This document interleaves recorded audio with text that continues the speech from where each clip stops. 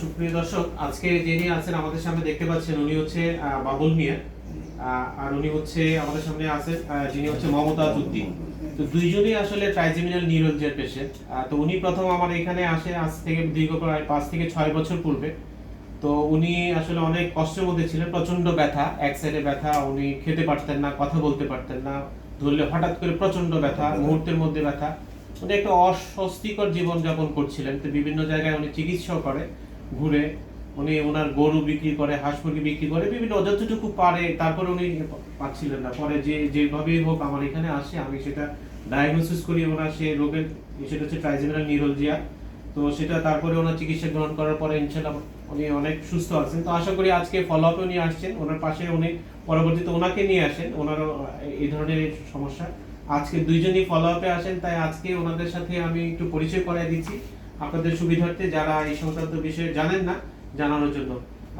বাবুল মিয়া জনাব, ওনার, আপনি কি আমাকে বলবেন আপনি যখন আমার এখানে আসেন কি সমস্যা হতো আপনার? আমার প্রচন্ড ব্যথা হইতো, চিলকাইতো, প্রায় একদম অস্থির হয়ে যেতাম না। ব্যথা শুনে আমি আর করতে পারছি না। মানে তখন আপনার কাছে আমি 7 বছর পর্যন্ত এই ব্যথা আমি ভুগছি। ভোগার পর আপনার কাছে আসছি, আসার পরে অনেক ইনশাল্লাহ আপনার চিকিৎসা আমি আমার এখানে আসার আগে আপনি কোথায় কোথায় চিকিৎসা নিয়েছেন? সৌদি আরব করছি চিকিৎসা, ব্রাহ্মণবাড়িয়া, ঢাকা, 2 জায়গা। আবার আমাদের এই যে বাউলপুর, এই জায়গাগুলিতে আমি চিকিৎসা করছি, আর ময়মনসিং। আচ্ছা, ওখানে চিকিৎসা নেওয়ার পরেও কি আপনি ওরকম সুস্থতা বোধ করছিলেন না? না, আপনার যে তীব্র ব্যথা ছিল, যন্ত্রণা ছিল, সেটা সেই অবস্থায় ছিল?